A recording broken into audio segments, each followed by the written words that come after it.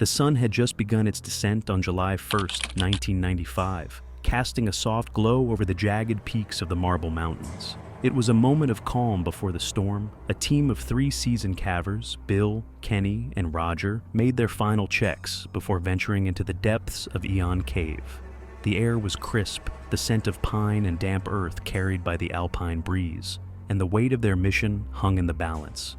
They weren't tackling the deepest or most complex cave system in the region, but Eon Cave still held its dangers. With their gear packed, helmets secured, and headlamps flickering to life, they took their first steps toward the dark unknown. Little did they know, this would be no ordinary day underground. What awaited them would test their training, their will to survive, and the very nature of teamwork. Stick around to find out what happened next. Subscribe to keep watching. As always, viewer discretion is advised. The entrance to Eon Cave loomed before them, like a gaping mouth ready to swallow all who dared to enter. The team paused for a moment, taking in the eerie stillness of the place. The air felt different here, colder, thicker, charged with the weight of centuries of rock and earth. With one final glance at the outside world, the trio descended into the darkness, the faint hum of nature fading behind them. Inside, the temperature dropped sharply, the walls shimmering with moisture as if the cave itself were breathing. The only sounds were the crunch of boots against rock and the steady hum of their headlamps piercing the darkness. Every inch of the cave demanded attention. They moved methodically, the team's years of experience guiding each step. Kenny, the oldest but calmest, led the way with precision, checking their route with practiced eyes. Roger, with his quick thinking, kept track of the measurements, while Tim made sure their path was properly mapped. Time seemed to slow as they worked their way deeper, each new passage revealing stunning geological features sculpted by time. But what lay ahead? The team could sense that something was about to change. Keep watching to find out. After hours of surveying, the team reached a small pit, a natural obstacle in the winding cave system. It was nothing they hadn't seen before, but there was an unease in the air that hadn't been there when they first entered. Kenny prepared to climb out of the pit, shifting his weight and tightening his grip on the rocky edges. It was second nature, until it wasn't. Without warning, the cave seemed to shift beneath him. A deep, resonating crack echoed through the chamber, so unnatural in the stillness of the underground that it felt like the very earth had betrayed him. The ledge beneath his hands trembled, a subtle warning that quickly turned into chaos. The rock gave way without mercy, sending a massive slab of stone crashing down. The force was immediate and brutal. Kenny had no time to react. The slab struck with crushing force, pinning his leg in a vise of stone. The cave, once calm and methodical, now became a silent witness to a disaster unfolding. Kenny's breath caught in his throat, and pain shot through him like fire. Something was terribly wrong. Would they make it out alive?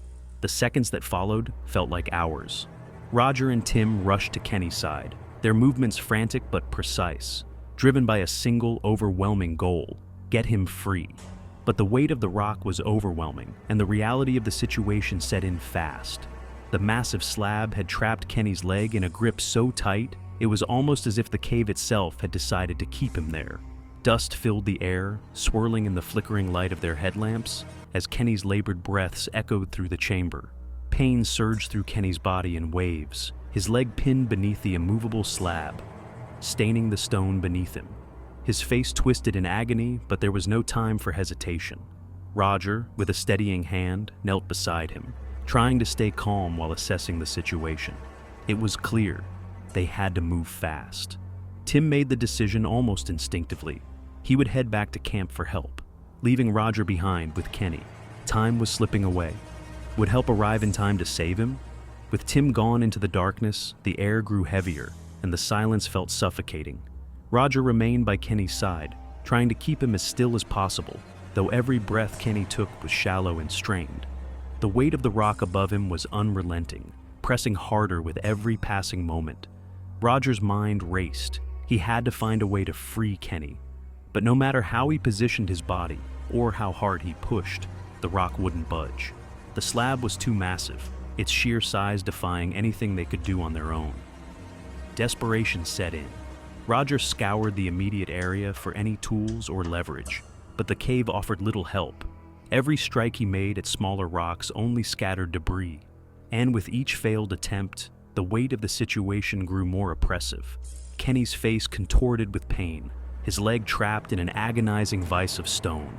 The minutes dragged on like hours. Kenny gritted his teeth, trying to block out the pain, focusing only on the hope that Tim would return with help. Every second felt like a battle against time itself. Would Roger's efforts be enough? Just when it seemed like all hope was lost, a faint sound echoed from the darkness. Movement. Roger's heart raced as the distant click of headlamps signaled the arrival of help. Tim had returned, not alone, but with reinforcements. Steve, Bonnie, and Ruth, all armed with tools, determination, and the urgent resolve to save Kenny. Steve wasted no time assessing the situation. The slab was enormous, and the danger was clear. Brute force alone wouldn't be enough to shift it. They needed precision and fast. With a quick nod, Steve directed everyone into position. The team worked together, each member focused on the task at hand. Roger, exhausted but relieved, watched as the new arrivals took over the heavy lifting. Every movement was deliberate, calculated. This wasn't just about strength, but strategy. Time was running out, the clock was ticking, and the weight of the rock seemed to grow heavier with every passing minute. Steve and Roger carefully positioned the pry bar under the massive slab, their faces tense with concentration.